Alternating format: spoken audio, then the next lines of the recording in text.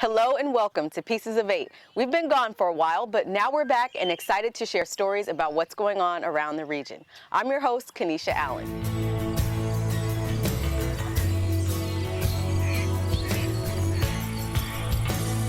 Kicking off our second episode, we highlight what's going on around the region to connect people with nature. And here to join me is Amy Hopperstead of the Stone Lakes National Wildlife Refuge. She's the Visitor Services Manager. Amy, thank you for joining us. Well, thanks for coming out. We're glad to have you here. Thank you. So you guys have quite a few projects going on here that are connecting people with nature, right? Yes, we do. We're pretty excited about it. We have a lot of neat things going on, such as our new Nature Explorer playscape, and our Friends group just hosted a Nature Bowl, which is a statewide type of competition for kids. Okay, awesome. All right, we're going to learn a little bit more about that later, but first, a major car manufacturer awards a Friends group for their efforts. Cindy Sandoval has the story. The U.S. Fish and Wildlife Service and the Coleman Hatchery cannot possibly do the environmental outreach that it needs to do without cooperation of the local community, and in particular our volunteers and our Friends group. The Friends Group's efforts have been so successful they have been recognized by Toyota and awarded the Everyday Capacity Building Grant, a grant aimed at assisting organizations with land stewardship. These funds will help the group continue providing hatchery information, staffing the annual Return of the Salmon Festival, leading tours for school children, providing trail maintenance, as well as many other outreach activities. We applied for that with the hopes of receiving the grant to get funding to kind of a threefold purposes. One was to create a brochure to help solicit more volunteers. Secondly was for educational purposes to help us in learning how to write grants, more grants to possibly get some more money to do other projects we have here. The last one was also for education in how to just go out into the community and find volunteers. Like many volunteer groups, the Friends of Coleman are dedicated and passionate, but also small. They are focusing their grant funds on increasing their number of volunteers. On the days when we have schools with 400, 500, 600 kids coming, we may have some of us may have 2 tours in one day in order to have an opportunity for all of the children to hear the explanation of the salmon spawning cycle. The Friends of Coleman will continue to grow with the help of Toyota's grant and hopefully increase their volunteers. The service relies on a collaborative approach to conservation, and Friends groups like these help connect people with America's landscape and wildlife. Thanks, Cindy, and congratulations to the Friends of Coleman for their good works. So, Amy, speaking of Friends groups, the Nature Bowl that you spoke about earlier is also headed up by a Friends group, right? Yes, our Friends group headed up this statewide type of competition. It's been around for 27 years, but this is the first time our site has hosted it. It brings in school groups from around the district. Most of them are Title I schools, where the kids come here and compete in a Jeopardy-style competition. It was a lot of fun. Okay, cool. So up next, John Might is going to tell us a story of a refuge expansion that's set to bridge the gap between 2 conserved lands and eventually the public.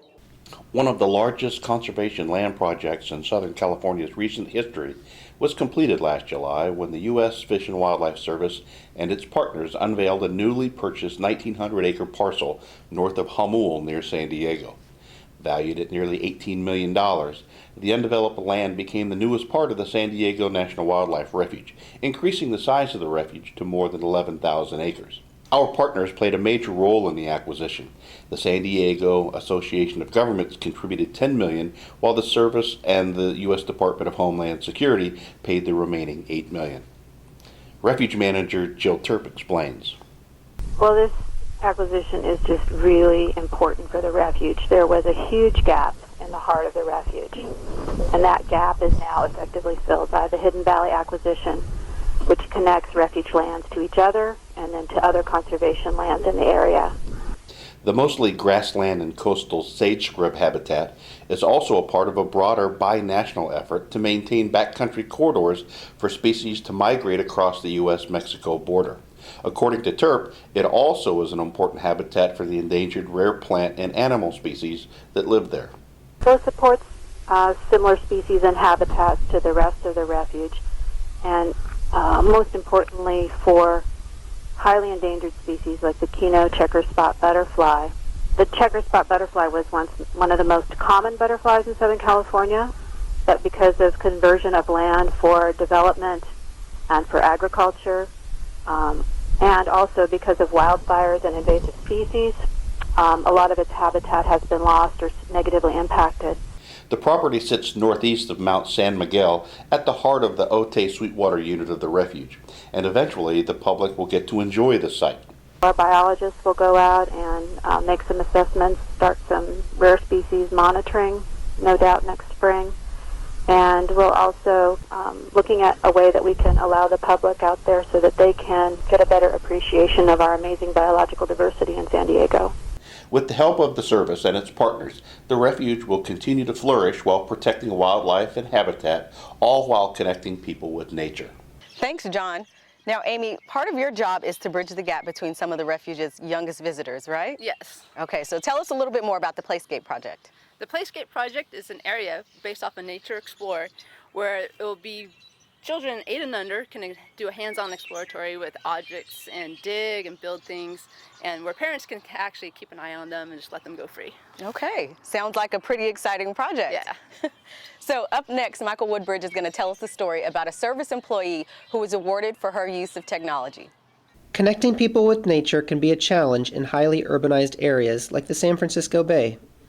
Carmen Minch, an outdoor recreation planner at the San Francisco Bay National Wildlife Refuge complex, is meeting this challenge by bridging the gap between the digital world and the natural world. I really believe that in order for the public to really understand and appreciate national wildlife refuges, that they need to experience it firsthand. So I'm always trying to find ways, new ways for them to get out here, the non-traditional audience, if you will, to come out here. Since she joined the Fish and Wildlife Service nearly 20 years ago, Carmen has worked at multiple refuges in Region 8.